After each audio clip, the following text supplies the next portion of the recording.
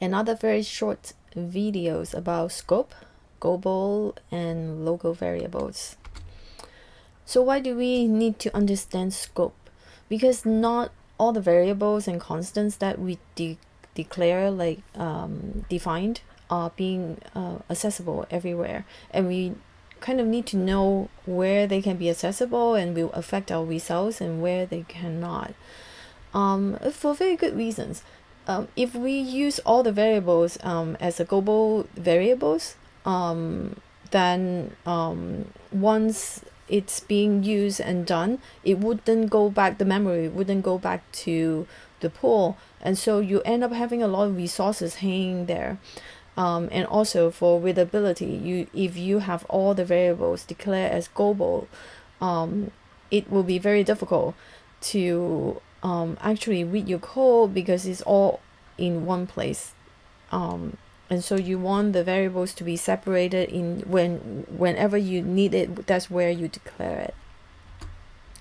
So what are the global and what are the locals? Global ones are the ones that everyone can see it. It means that the whole program, no matter where you are, you can see it. We've used it for mostly declaring constants that we want to use it everywhere. But general rule of thumb, we don't try to declare any variables that's global. Means that the value can be changed, right, during the lifetime of it being in the program. So keep that in mind, and we are going to do a demo so that you know where usually we put the global constants. For local, like we talked about previously, it's usually limited. It's limited into a scope of within curly bracelets. So remember that, and that's why, for functions, definitely what's inside the function is within the function, and it wouldn't affect outside unless next module we will talk about the exception. But for right now, always consider that anything that's within the curly bracket is local. We would look at a program. It will calculate the volume and the, I think, surface area of a circle. So let's run the program and understand what it does first. Enter a radius to use for both a circle and a sphere. Let's say 10. So if radius is equal to 10 inches, then the area of the circle is 314 point blah blah square inches. Volume is 4,188 cubic inches. So look at how this program works. This is where we usually put the constant, which is a global variable. Why is it global? Because it's outside of the main. When anything that's outside of the main, it will be a globally accessible.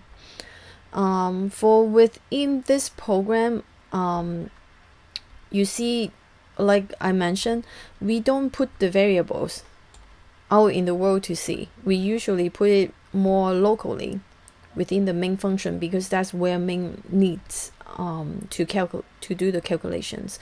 Any other places is not necessary, so we don't need to put it in the global scope. But for the function declaration, for example, the same, it has to be out there so that the main function can access it. And then we have the functions being defined after the main function, right? And then you see radius has been used like twice, or even if we put a radius variable here, it wouldn't affect anything that's being done in these functions, because it's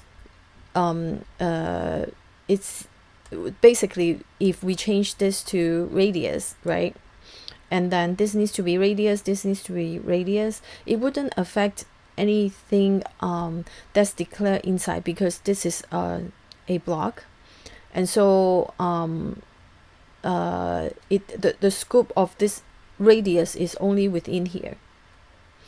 and the scope of this radius is only within here and wouldn't affect other parts. Try to play with this program if you have questions about scope and global and local variable, but I would repeat that one very important thing is constants. If it's needed for a lot of your functions and programs, you can put it in here, like, because you see this value pi is needed to calculate the area and the volume in here, and that's why it is globally available.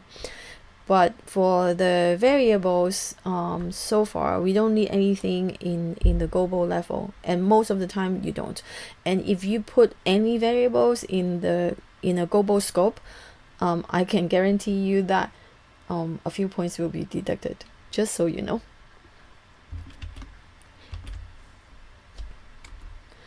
So that's it for this video. Next one, we are going to do a bigger programming project so that put everything together.